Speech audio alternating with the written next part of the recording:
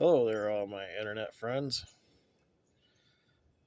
Gained a couple of subscribers over the last couple of days, so I guess I should probably make some more content. I'm almost up to 10 now. I'm practically viral. um, Today is Friday, the 17th of January, 2025. If you're like a lot of my family and friends, your concern isn't the ongoing genocide in the Middle East right now, or the fires in LA, or even victims of Hurricane uh, or Helene, whatever it was. I think you're probably mostly concerned about tomorrow's football game between the Detroit Lions and the Washington Commanders, formerly the Redskins. Um, I was kind of wondering to myself as I look how things are kind of stacking up and some of the events that have happened that seem kind of strange to me. I was wondering, is there going to be some kind of PSYOP going on at the football game tomorrow between the Lions and Commanders, the Commander Skins?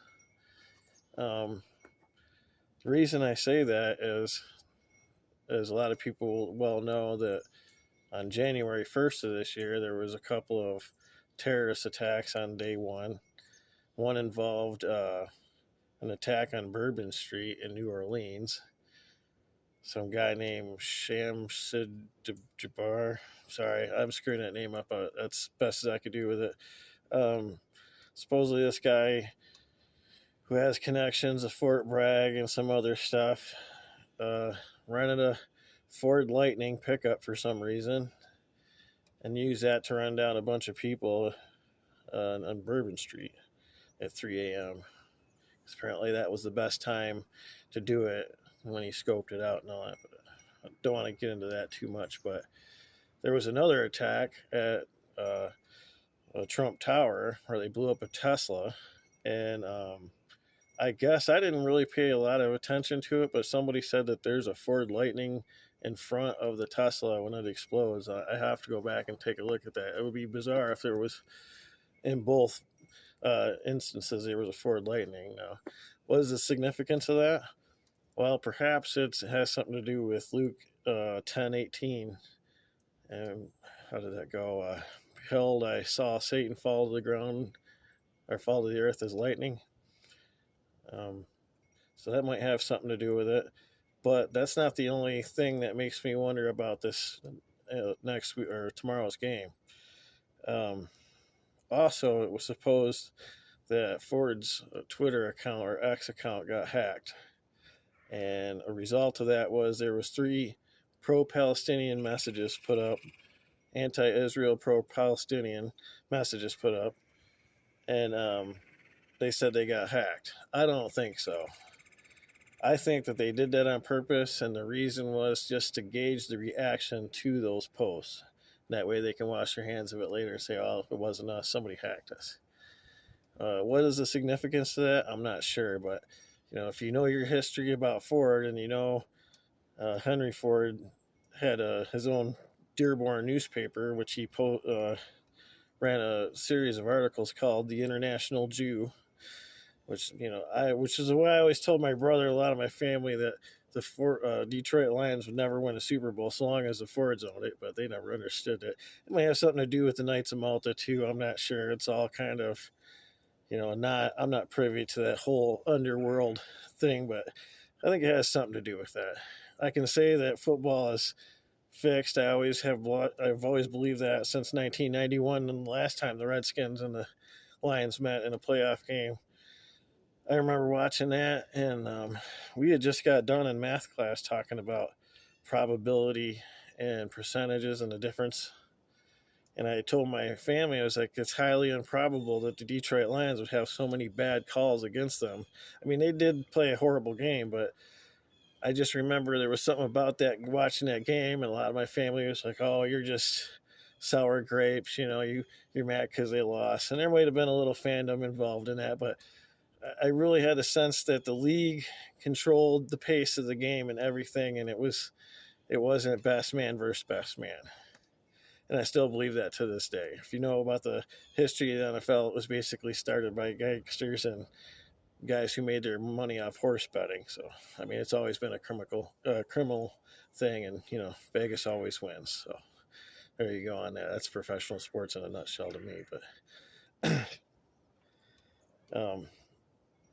it just seems weird to me that that's where our head is at. It's what we're concerned about as a sports game, and meanwhile, by international law, every tax-paying American is complicit in genocide, ethnic cleansing, and that's real shit.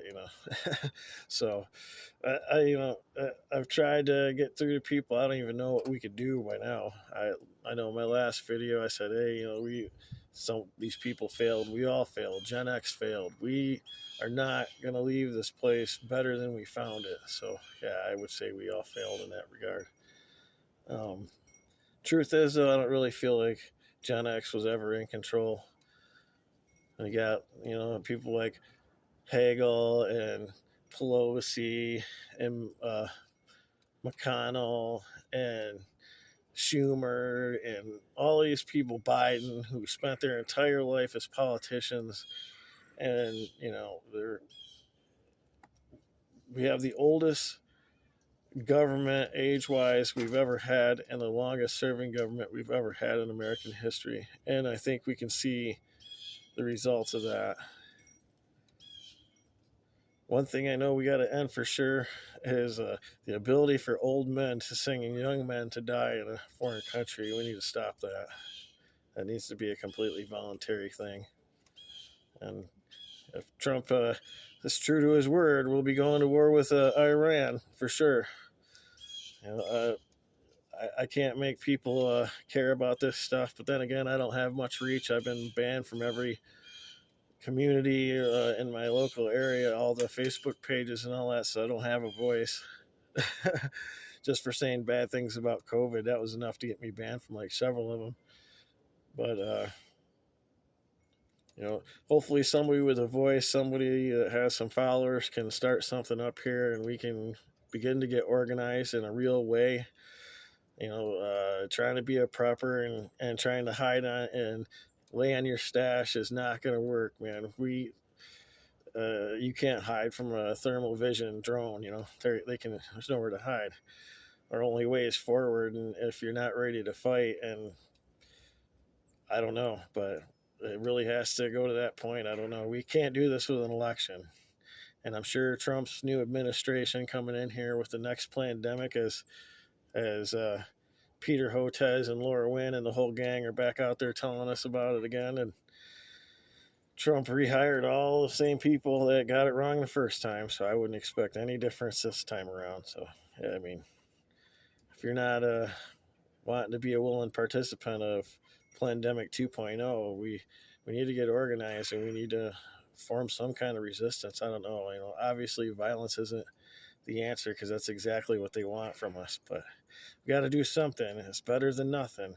I don't know. I'm willing to take part in something, but one man can only do so much. Thanks. Have a good day.